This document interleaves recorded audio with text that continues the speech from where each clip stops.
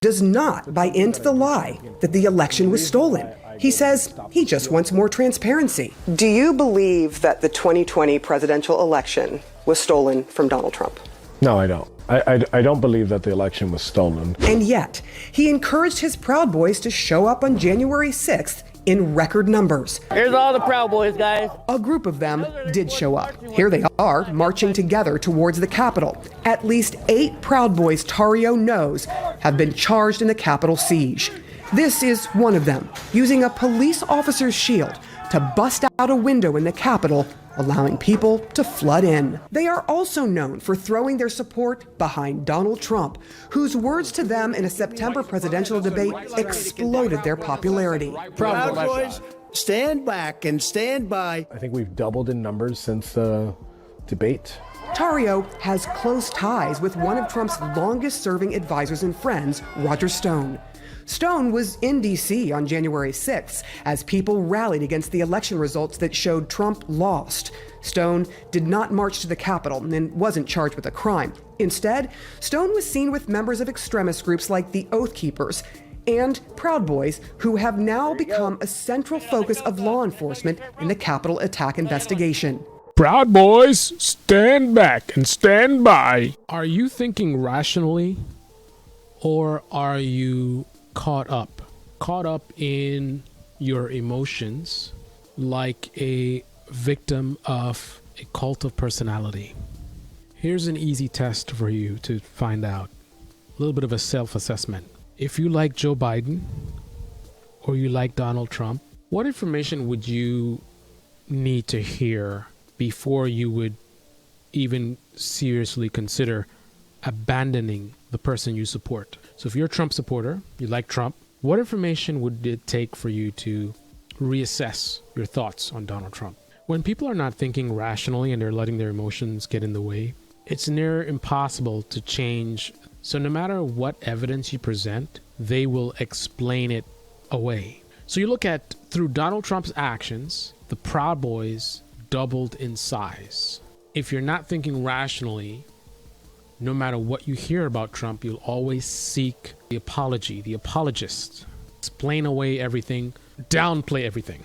You will think Donald Trump didn't do anything specifically. He just said something and they capitalized on it. And that's how they double their numbers. It's not like he went out there and he was recruiting for them, right? And you will say this thing because, again, if you're caught up in a cult of personality situation, it's like there's nothing, everything can be explained away.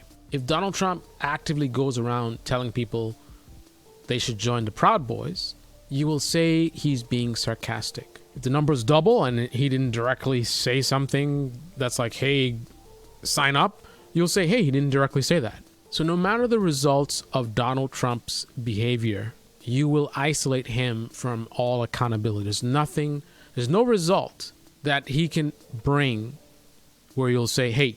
So we expand further on this thing. So they doubled in size. Hate groups grew in general under Trump. Hate crimes increased under Trump. Actual white supremacists and white nationalists. And I know there's a lot of race baiting in liberal media. This is not a liberal media channel. I actually do research about the things I speak about. I'm not perfect, but I do a lot of work to figure out what the truth is. So, for example, I monitor actual white supremacy groups because I want to see what they say. I don't want to hear what liberals say or liberal media says about them and who might be parts of their numbers. Like people say Trump's a white nationalist. I don't want to hear that from liberal media. I want to hear white nationalists tell me Trump is a white nationalist. White nationalists who I've been monitoring say that Trump has done wonders for their movement and they're very saddened by him leaving. That's what actual white nationalists say. But again, if you're caught up in emotion, you will dismiss that as well. That has nothing to do with Trump. The fact that they like him or they feel that he's pushing their movement, the thing is he isn't doing anything for them. It just so happens that things that he likes, they like. And I could just go on and on and on and showing things, and it's like it doesn't matter. More hate crimes, hate groups growing, white nationalists loving him and thinking he did a great thing for their movement. If it's hard for you to think about what it would take for you to reconsider your love or devotion to any particular political figure that you really, really like, consider not thinking rationally. Just consider it.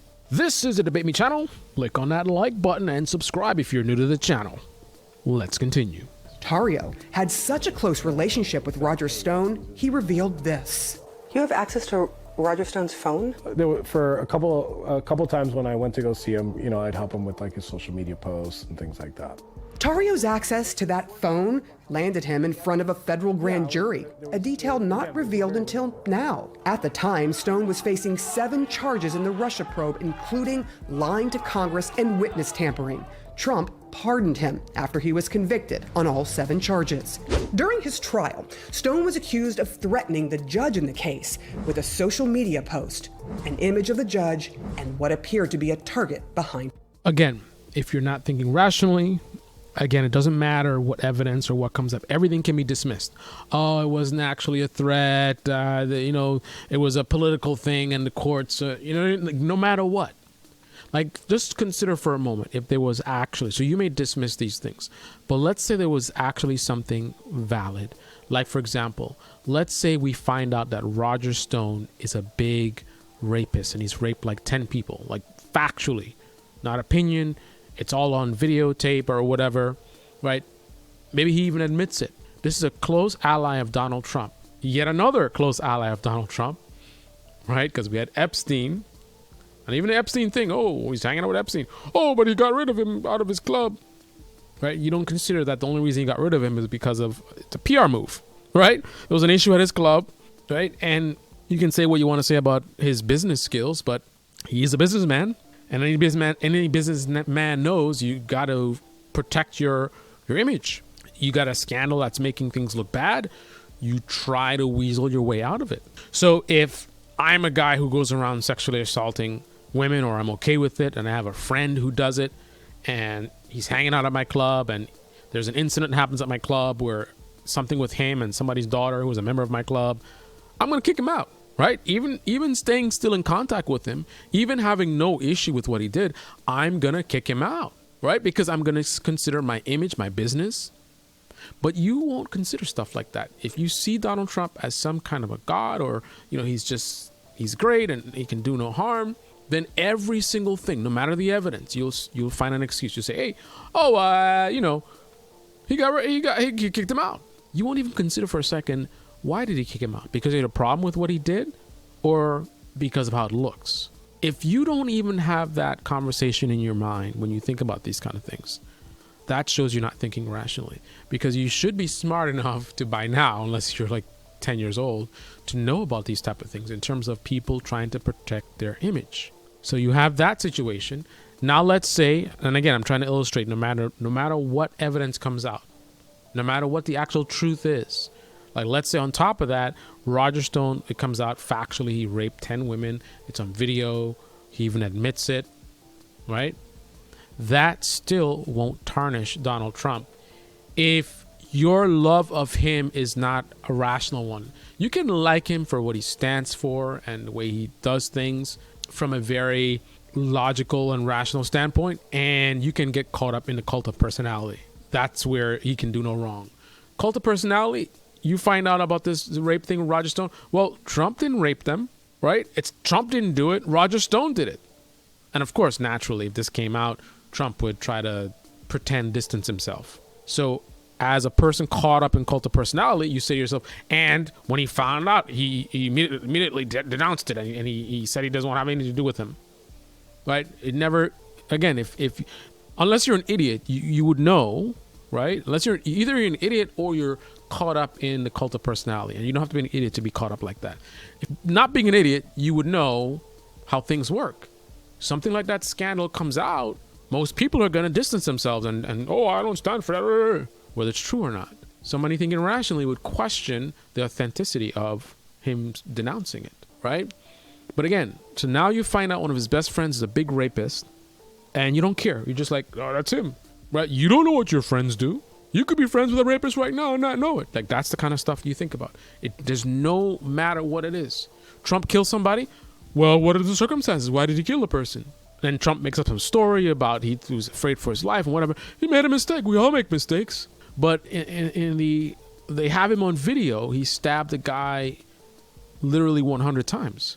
well, he's human. We're all human. We all have a breaking point, right? He probably just lost it.